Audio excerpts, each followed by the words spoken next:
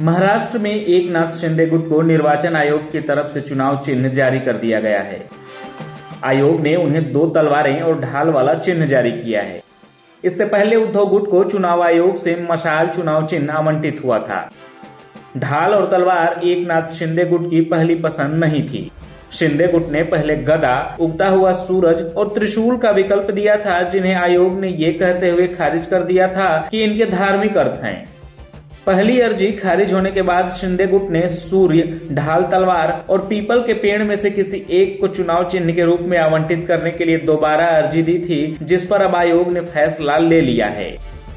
शिवसेना पर अधिकार की लड़ाई लड़ रहे शिंदे और ठाकरे गुट को चुनाव आयोग ने पार्टी के पुराने चुनाव चिन्ह धनुष और तीर को इस्तेमाल करने की अनुमति नहीं दी थी और इस चुनाव चिन्ह को ही फ्रीज कर दिया था।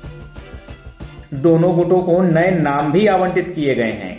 निर्वाचन आयोग ने शिंदे गुट के लिए पार्टी के नाम के रूप में बाला साहेबांची शिवसेना नाम आवंटित किया है। बाला साहेबांची शिवसेना मराठी नाम है, जिसका हिंदी अर्थ बाला साहेब की शिवसेना है। वहीं उद्धव ठाकरे के गुट का नाम शिवसेना उद्धव बाला साहब ठाकरे होगा। दोनों गुटों को नए चुनाव चिन्ह आवंटित होने के बाद अब ये साफ हो गया है कि जब तक शिवसेना पर अधिकार और पार्टी के चुनाव चिन्ह धनुष बाण पर आखिरी फैसला नहीं हो जाता, तब तक एकनाथ शिंदे उद्धव ठाकरे की मशाल का मुकाबला ढाल तलवार से ही करेंगे। अगर ठाकरे गुट की बात की जाए तो यह पहली बार नहीं होगा जब मशाल चुनाव चिन्ह के साथ शिवसेना मैदान में उतरेगी। जब स्वर्गीय बाला साहब ठाकरे ने साल 1966 में शिवसेना की स्थापना की थी, तब शिवसेना को एक आधिकारिक राजनीतिक दल के रूप में मान्यता नहीं मिली थी और तब तक पार्टी ने कई प्रतीकों पर चुनाव लड़ा था। इन निशानों में मशाल भी शामिल था। बाल ठाकरे ने 1966 में शिवसेना का गठन तो कर दिया था, लेकिन पार्टी को अस्थायी चुनाव चिन्ह मिलने में 23 साल लग गए। 1989 में शिवसेना को राज्य स्तर की पार्टी का दर्जा दिया गया। इसके बाद ही शिवसेना को एक स्थायी चुनाव चिन्ह रखने की अनुमति मिली। साल 1985 में शिवसेना के छगन भुजबल ने मझगांव से मशाल के निशान पर चुनाव जीता था।